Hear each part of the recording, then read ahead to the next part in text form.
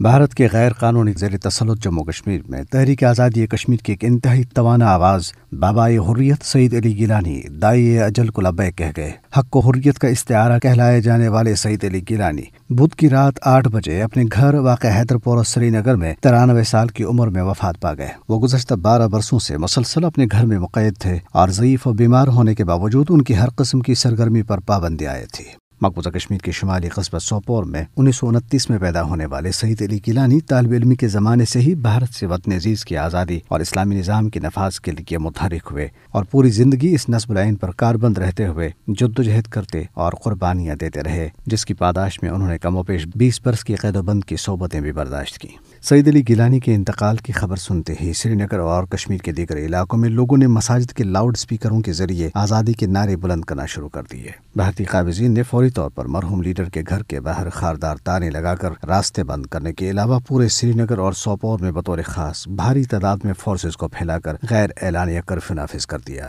یہ امر قابل ذکر ہے کہ سعید علی گیلانی نے مزار شہداء سری نگر میں تدفین کرنے کی وصیت کر رکھی ہے، تاہم قابض انتظامیہ اس پر پابندی عائد کر کے ان کے خاندان کے صرف چند افراد کی موجودگی میں ہی ان کا جنازہ پڑھانے اور حیدرپورہ میں ہی تدفین کرنے پر دباؤ ڈال رہی ہے۔ کل جماعتی حریت کانفرنس نے لوگوں سے اپیل کی ہے کہ وہ کشمیر کی تحریک آزادی کے عظیم رہنما کو خراج عقیدت پیش کرنے کے لیے حیدرپورہ میں جمع ہوں۔ مقبوضہ کے علاوہ آزاد جموں کشمیر کے لوگوں پر زور دیا گیا ہے کہ وہ سعید علی گیلانی کے حراست قتل کے خلاف مکمل ہڑتال کریں۔ حریت کانفرنس نے مقبوضہ و آزاد کشمیر کے علاوہ پاکستان اور بیرون دنیا میں مقیم کشمیریوں، اہل پاکستان اور پوری امت مسلمہ سے اپیل کی ہے کہ وہ مرحوم لیڈر کے حق میں غائبانہ نماز جنازہ اور دعائیہ مجالس کا اہتمام کریں۔ کل جماعتی حریت کانفرنس آزاد جموں کشمیر شاخ نے بھی پاکستان اور آزاد کشمیر کے عوام سے اپیل کی ہے کہ وہ آزادی کی تحریک کے بطل جلیل سعید علی گیلانی کو ایصال ثواب پہنچانے کے لیے آج پاکستان اور آزاد جموں کشمیر کے شہر و دیہات میں غائبانہ نماز جنازہ ادا کریں اور جمعہ 3 ستمبر کو نماز جمعہ پر شاہ فیصل مسجد اسلام آباد پہنچ جائیں اور حریت کانفرنس کی اپیل پر مرحوم قائد کے لیے غائبانہ نماز جنازہ میں شامل ہو جائیں۔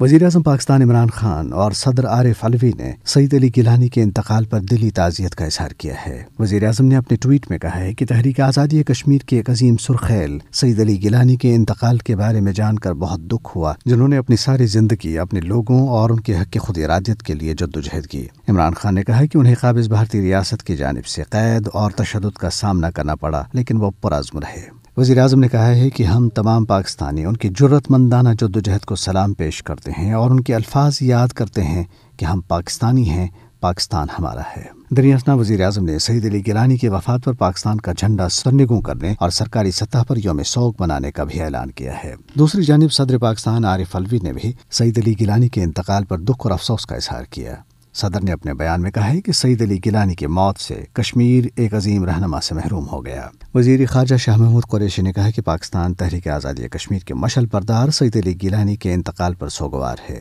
سینٹ چیئرمین صادق سنجرانی اور پاکستان کے دیگر تمام لیڈران نے بھی سعید علی گیلانی کے حراست قتل پر رنج و غم کا اظہار کرتے ہوئے انہیں شاندار الفاظ میں خراج عقیدت پیش کیا۔ آزاد جموں کشمیر حکومت نے ضمن میں 1 روزہ چھٹی اور 2 روزہ سوگ کا اعلان کیا ہے۔ وزیر اعظم عبدالقیوم نیازی، صدر بیرسٹر سلطان محمود اور آزاد کشمیر کے دیگر رہنماؤں نے بھی سعید علی گیلانی کے حراست قتل پر رنج و غم کا اظہار کرتے ہوئے انہیں زبردست الفاظ میں خراج عقیدت پیش کیا۔